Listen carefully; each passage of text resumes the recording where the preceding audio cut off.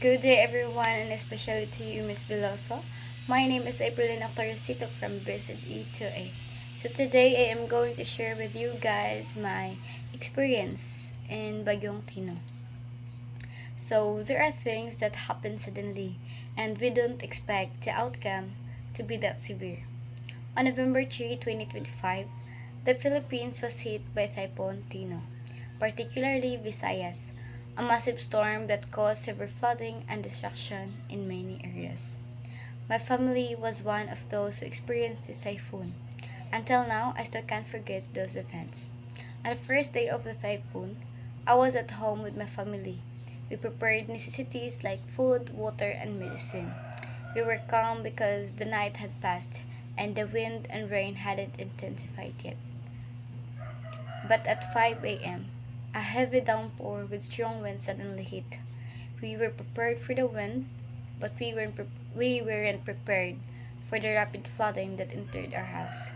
Inside the house, we prayed and waited for the typhoon to subside.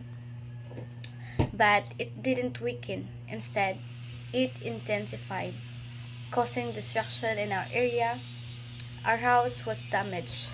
The riprap that protected our area from the river overflow was also destroyed, causing to be causing the houses of my two uncles to be washed away. One of my uncle was swept away by the flood towards the river, resulting in severe injuries to his foot. We were forced to evacuate to my aunt's house with our neighbors and relatives. The flood also entered their house, but it was farther from the river. The road was difficult and the water reached our shoulders. The strong current made it hard for us to reach my aunt's house. We walked for hours before arriving, and I was carrying my important belongings and clothes as well as my injured ankle. I thought we would both be swept away because I was numb and weak.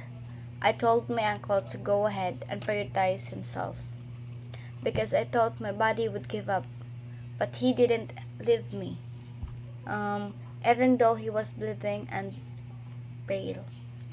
At my aunt's house, we experienced hardship and hunger because our food wasn't enough for everyone, but we were grateful to be safe.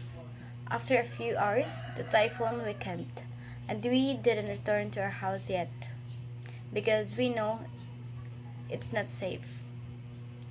Our area was destroyed, and our belongings and livelihood were lost. My experience with Typhoon Tino taught me that life is fragile and nature is powerful.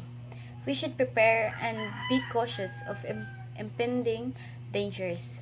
No matter what happens, we should unite, help each other, and love one another.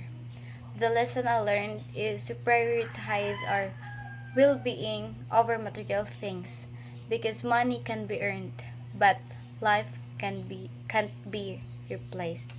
That's all for my sharing, miss. Thank you so much. Have a nice day.